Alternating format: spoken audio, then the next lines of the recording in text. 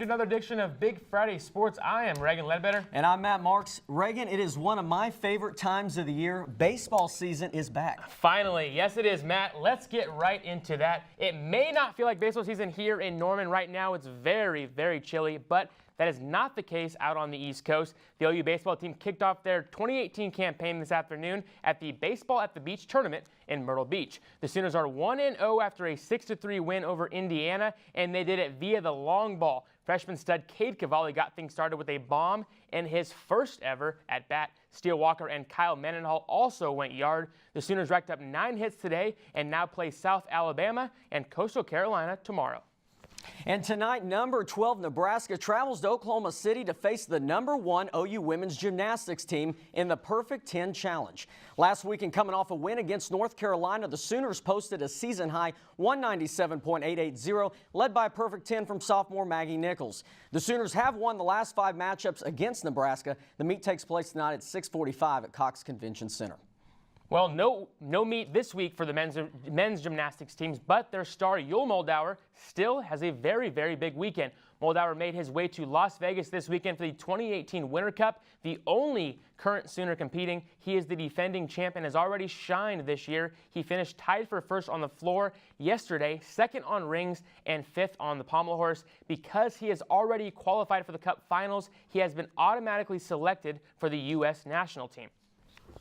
Tomorrow morning it is Oklahoma versus Texas, so buckle up for a Red River rivalry basketball showdown.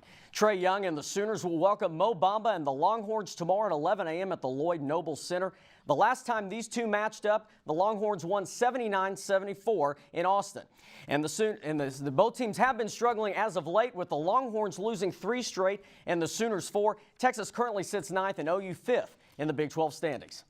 And former Sooner Buddy Love gets to show off his skills Saturday night in LA in the NBA Skills Challenge, part of the NBA All-Star Weekend. He will be one of 8 players competing Saturday night. We all know the kind of player Buddy is, but he will be challenged in a field of guys like Joel Embiid, Lou Williams, and Al Horford.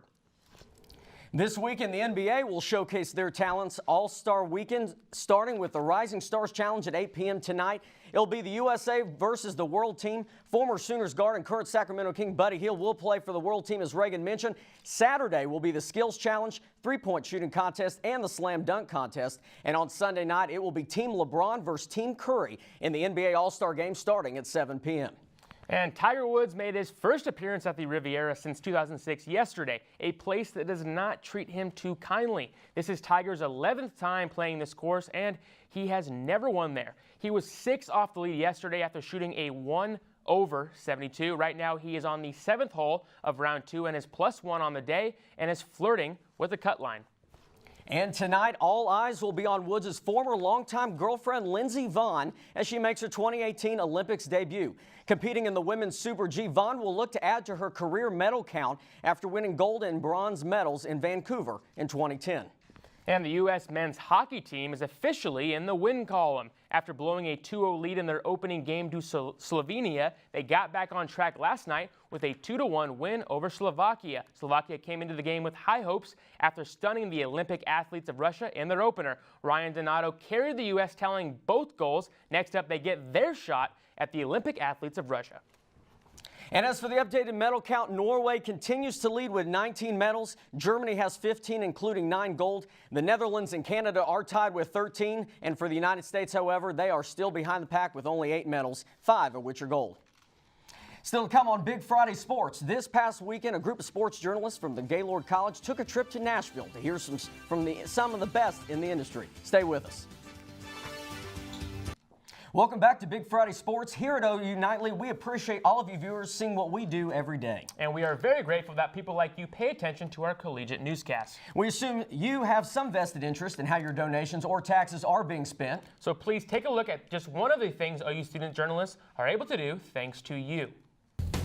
Last weekend, Sam Brown, myself, and 6 other students from OU's Gaylord College took a trip to Nashville to be a part of the 5th annual Buster-Only Sports Reporting Workshop at Vanderbilt University. The trip started bright and early Thursday morning, and after 12 hours, several pit stops, and one wrong turn, we finally made it to the Music City. We got a chance to experience some of the city life, including the iconic Broadway Street. Life is a highway, I wanna ride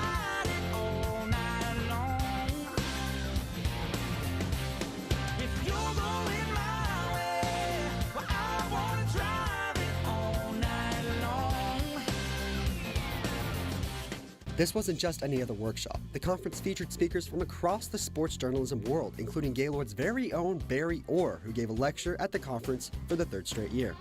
The headliner, however, was ESPN's senior writer and baseball analyst Buster Olney. Olney has been immersed in the world of journalism for over 30 years and has experienced firsthand all the changes to this growing industry. I mean, I almost have the full spectrum at this point. When I first started writing for my college paper, using typewriters. And then we first were the ones, word processors, computers, and how that would develop. And now, with the advent of social media, the news cycle's gone from being, when I worked at the New York Times, you turn in stories at 8 p.m., then 11 p.m., and then maybe 12:30. Now the news cycle's 24 hours. But the conference was more than just on-air talent and writers talking about their successes. It was about storytelling and conflict. We live in an era where the public is as divided as it's ever been, and race and sports are as intertwined as they've ever been. But there is a chance for change, and it all starts with the ball.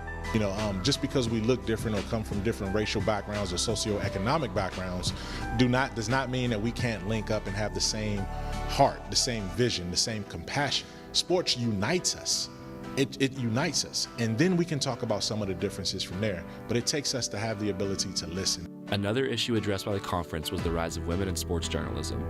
Some people may find it unusual for women to be color commentating football or basketball, but ESPN's Jessica Mendoza says that the only thing that should matter is how well you know the game. What's cool now is I feel like for women, the doors have opened, and as much as it could be harder, it really isn't. If you're into sports, if you're into what goes on with production, if you're into photography, I mean, there's so many different ways to cover sports, don't think that your gender should be a hindrance or even, something that makes you any sort of different. There's no denying journalism is more important now than ever before. In a world filled with controversy and fake news, the truth becomes harder to find every day. But journalism is more than just giving the public their news. It's about touching their hearts with real, emotional stories. And for 8 journalism students from Oklahoma, their story has just begun. For Big Friday Sports, I'm Sam Brown. And I'm Spencer Royce. Hey, thanks for watching Big Friday Sports. Happy Friday. Good night.